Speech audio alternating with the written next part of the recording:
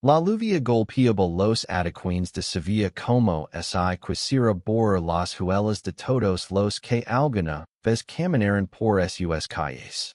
Mateo, con el corazón apretado como un puño, salió del portal del viejo edificio, en la calle Betis, el paraguas roto, en una mano y el gato de Elena, Pelayo, en la otra, el animal, empapado y gruñón, malo con fastidio, pero Mateo lo abrazó con fuerza, como si sostenerlo fuera lo único que lo mantenía en pie.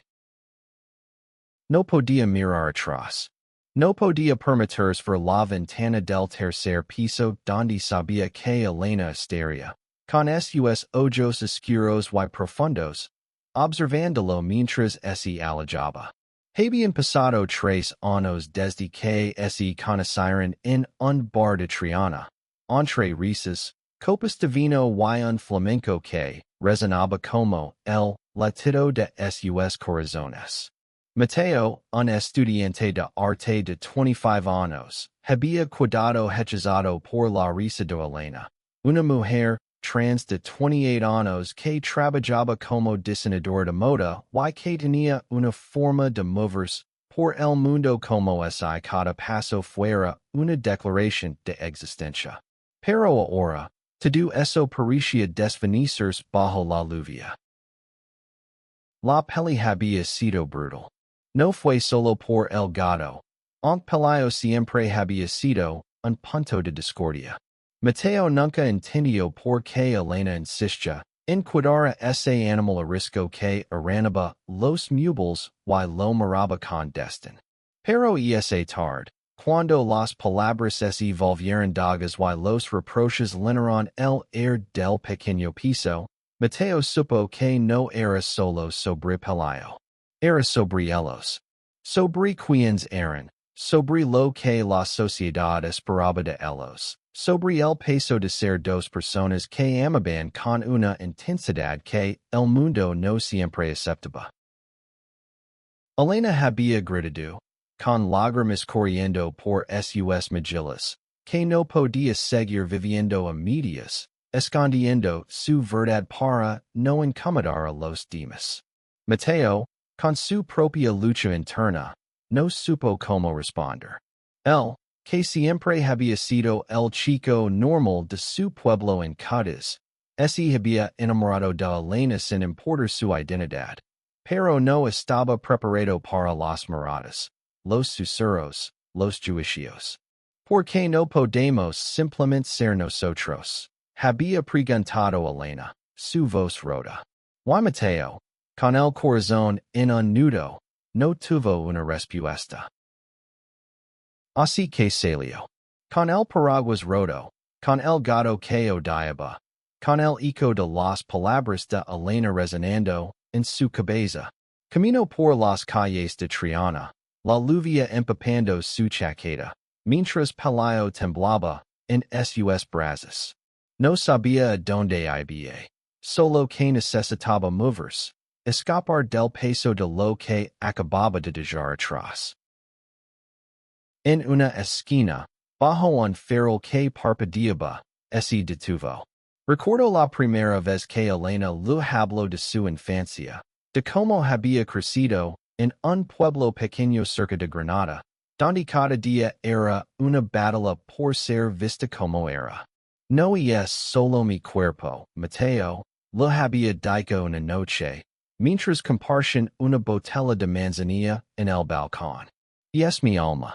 Quiero que el mundo vea mi alma. Y él, conmovido, había prometido estar a su lado. Pero ahora, bajo la lluvia, se preguntaba si había roto esa promesa. El gato malo de nuevo, sacándolo de sus pensamientos. Mateo lo miró, y por un momento, sintió que Pelayo lo entendía. Ese animal, con su pelaje gris y sus ojos desconfiados, era parte de Elena, y levárselo era como aferrarse a un pedazo de ella.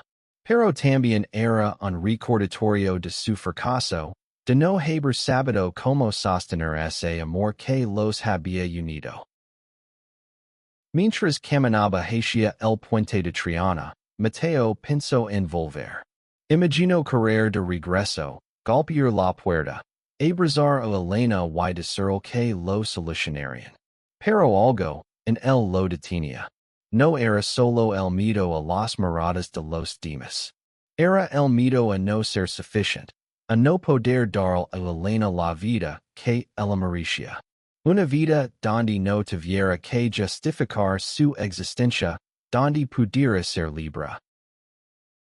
La lluvia seguía cayendo, y Mateo se detuvo en el puente, mirando el río Guadalquivir, que se agitaba bajo la tormenta. Pelayo, sorprendentemente tranquilo, se acurrucó contra su pecho. Mateo cerró los ojos y dejó que las gotas resbalaran por su rostro, mezclándose con lágrimas que no sabía que estaba derramando. No era el fin, se dijo, pero tampoco sabía cómo continuar. A la mañana siguiente, la lluvia había cesado, pero el cielo seguía gris, como si reflejara el estado de ánimo de Mateo. Se había refugiado en un pequeño hostal cerca de la Plaza de España, incapaz de volver a su propio apartamento en Cádiz. Pelayo, ahora seco pero igual de hosco, dormía en una esquina de la habitación, sobre una manta que el dueño del hostal le había prestado. Mateo lo observaba, preguntándose cómo un animal podía ser tan importante para alguien y, al mismo tiempo, tan insignificante para él. Sacó su teléfono y miró la pantalla. Había un mensaje de Elena, enviado a las 3 de la madrugada. Espero que Pelayo esté bien. No sé si es lo correcto al desarrollar. Las palabras lo golpearon como un puñetazo. No respondió. No sabía qué decir. En cambio, decidió caminar. Dejar que Sevilla le diera alguna respuesta. Las calles estaban llenas de vida, como siempre. Los turistas tomaban fotos frente a la catedral. Los vendedores ambulantes ofrecían abanicos y los artistas callejeros tocaban guitarras flamencas.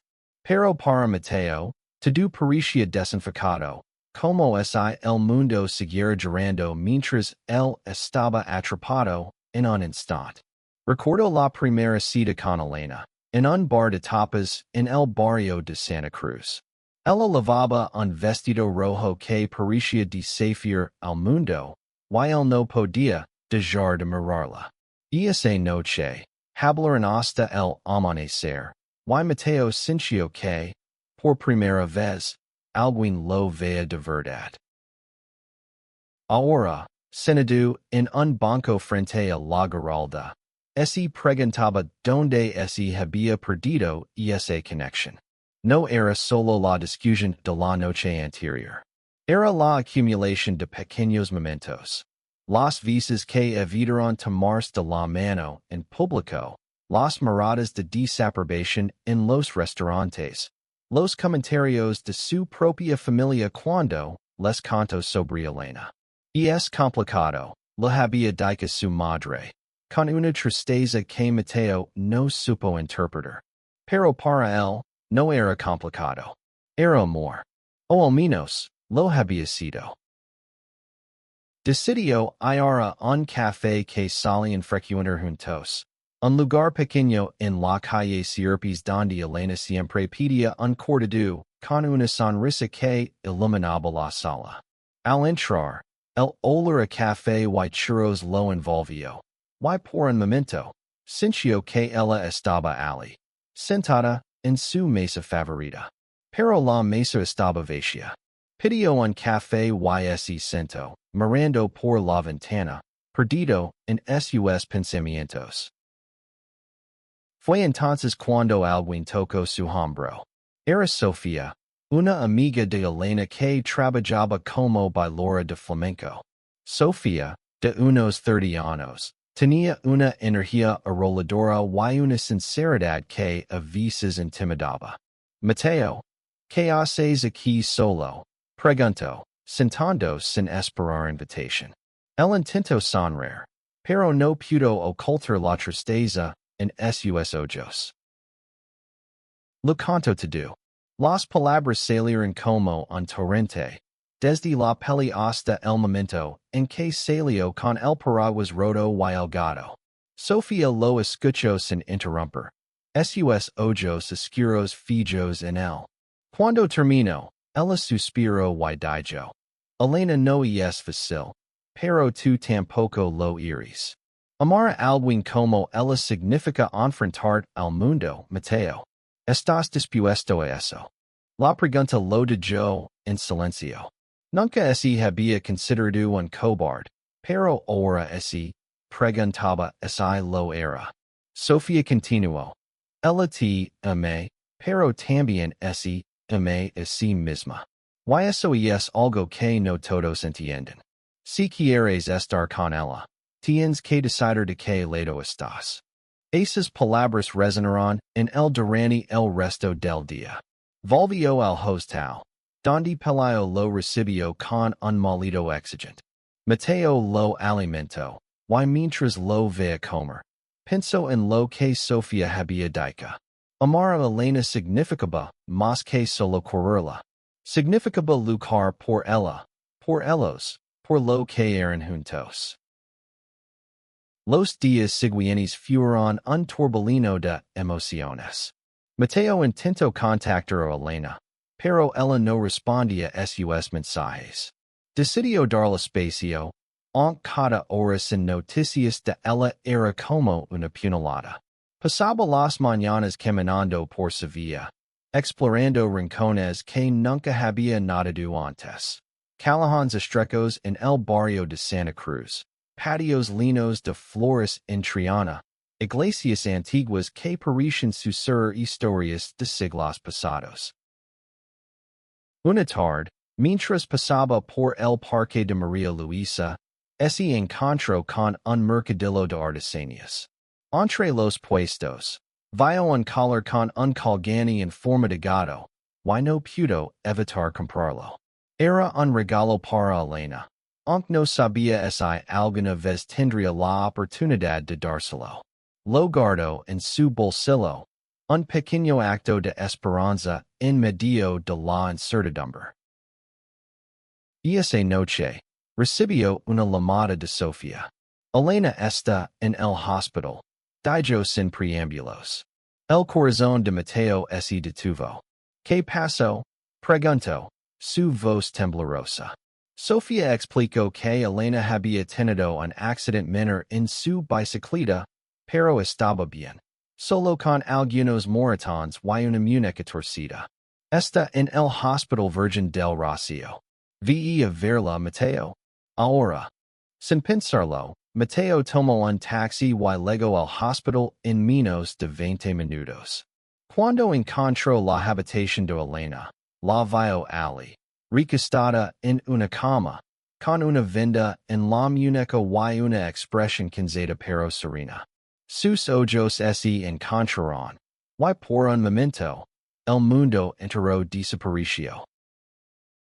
Traja a Pelayo, dijo Mateo, intentando romper el hielo, aunque el gato no estaba con él.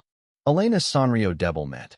Y eso fue suficiente para que Mateo sintiera que había una chispa entre ellos. Se sentó a su lado y, sin decir nada, tomó su mano. Ella no la retiró.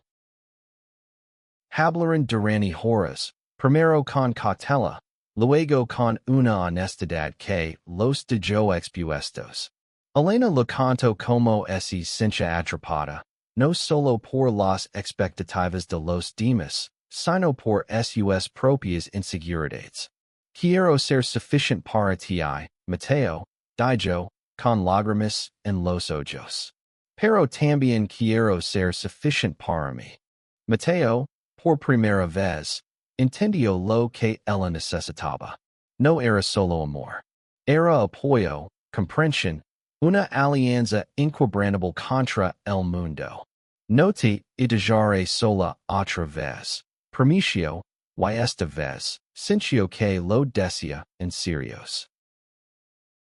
Elena salió del hospital al día siguiente, y Mateo insistió en acompañarlo a su piso. Pelayo, que había sido cuidado por una vecina, los recibió con un malito de bienvenida. Elena rió, y ese sonido fue como música para Mateo.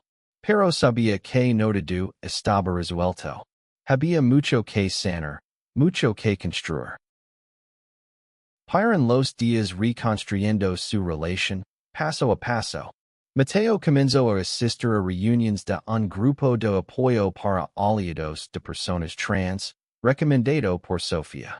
Ali conoció a otras personas que, como él, estaban aprendiendo a navegar el amor en un mundo lleno de prejuicios. Cada historia que escuchaba lo hacía sentir menos solo, más capaz de ser el compañero que Elena necesitaba. Una noche, mientras cocinaban juntos en el pequeño piso de Elena, ella lo habló de un desfile de moda en el que estaba trabajando. Era su gran oportunidad, un evento en Madrid donde presentaría su primera colección inspirada en la identidad y la libertad. Quiero que estés allí, le dijo, mirándolo con una mezcla de nervios y esperanza. Mateo asintió sin dudar. Estar en primera fila. El día del desfile llegó, y Mateo viajó a Madrid con Elena. Verla en su elemento, dirigiendo a los modelos, ajustando cada detalle de su colección, fue como verla brillar con una luz propia. La colección era audaz, llena de colores vibrantes y cortes que desafiaban las normas tradicionales.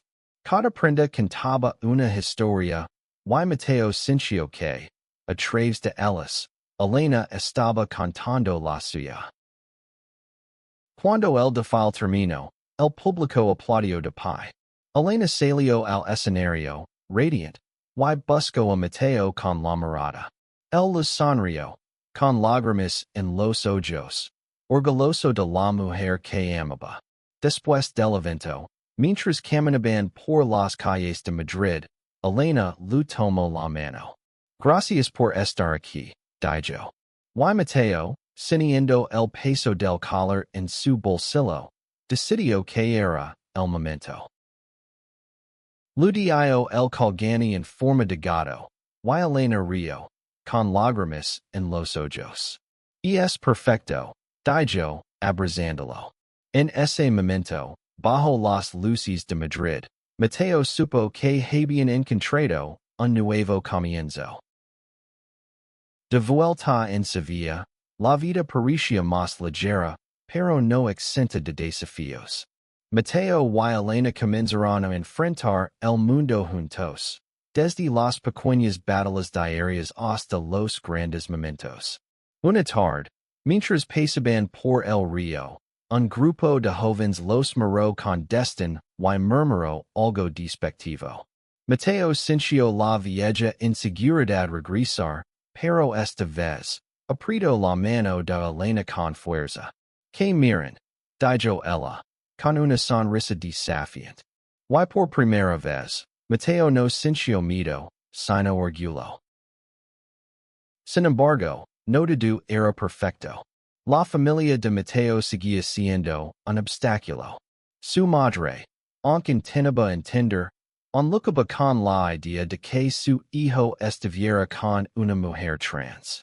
Una cena familiar en Cádiz terminó en una discusión tensa, con su madre pidiendo que pensara en su futuro. Elena, que había estado en silencio durante la cena, finalmente habló. El futuro de Mateo es suyo para decidir, no tuyo. Y así me incluye. Entonces es un futuro que construiremos juntos. Esas palabras dejaron a todos en silencio, pero también marcaron un punto de inflexión. La madre de Mateo comenzó a hacer preguntas, a intentar entender. No fue un cambio inmediato, pero fue un comienzo. Mateo, por su parte, se dio cuenta de que no podía seguir tratando de complacer a todos. Su amor por Elena era su brújula, y eso era suficiente. Mientras tanto, el trabajo de Elena comenzaba a ganar reconocimiento. Su colección fue reseñada en varias revistas de moda, y recibió invitations para mostrar su trabajo en Barcelona y Valencia. Mateo, que había retomado sus estudios de arte, comenzó a pintar nuevamente, inspirado por la fuerza de Elena.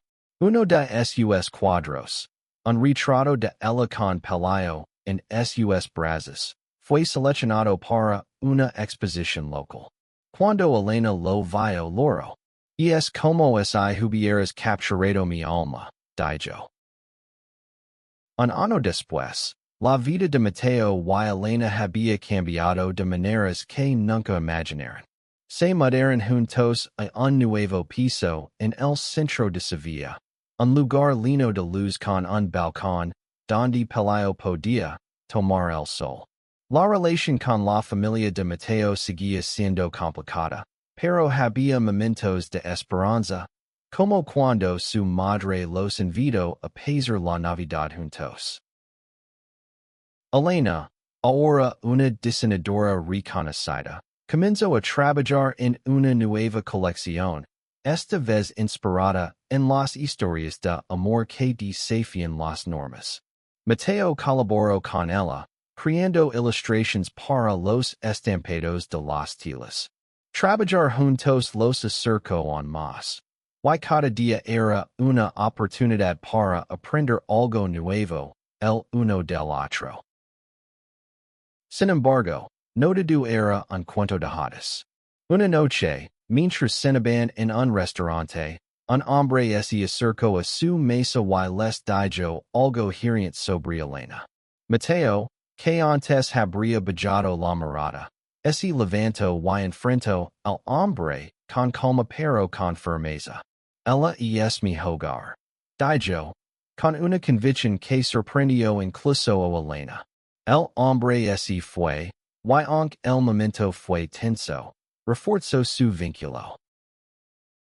Esa noche, en casa, hablaron sobre el futuro. Elena confesó que sonaba con abrir su propia tienda de moda, un lugar donde las personas pudieran ser libres de ser quienes eran. Mateo, inspirado por su pasión, le prometió ayudarla a hacer ese sueño realidad. Juntos comenzaron a planear, a horror, a imaginar un espacio donde el arte y la moda se unieran para celebrar la diversidad. 2 años después de aquella tarde lluviosa, Mateo y Elena estaban frente a su tienda recién inaugurada en el corazón de Sevilla. La llamaron Alma Libre, un nombre que reflejaba todo lo que habían aprendido juntos. El escaparate estaba decorado con los diseños de Elena y los cuadros de Mateo, una fusión perfecta de sus mundos. Pelayo, ahora un gato más tranquilo pero igual de majestuoso, tenía su propio rincón en la tienda, donde los clientes lo adoraban. La inauguración fue un éxito. Amigos, familiares y desconocidos llenaron el local, celebrando no solo la apertura, sino la historia de amor que había dado vida a ese lugar. Sofía bailó un flamenco improvisado, y la madre de Mateo, que había viajado desde Cádiz, abrazó a Elena con lágrimas en los ojos. Gracias por hacer feliz a mi hijo, le susurró. Esa noche, cuando todos se fueron, Mateo y Elena se quedaron solos en la tienda. La lluvia comenzó a caer nuevamente, como un eco de aquella tarde que los había separado. Pero esta vez, no había paraguas rotos ni despedidas. Solo estaban ellos, tomados de la mano, mirando el futuro que habían construido. Salí de tu piso con un paraguas roto y el gato que odiaba, dijo Mateo, riendo. Y ahora estamos aquí. Elena sonrió, acariciando el colgante en forma de gato que lavaba al cuello. A veces, las cosas rotas son las que nos llevan a donde debemos estar. Bajo la lluvia, En la ciudad que los había visto caer y levantarse. Ese besaron, sabiendo que su amor, aunque imperfecto, era sufficient. Era libre. Era suyo.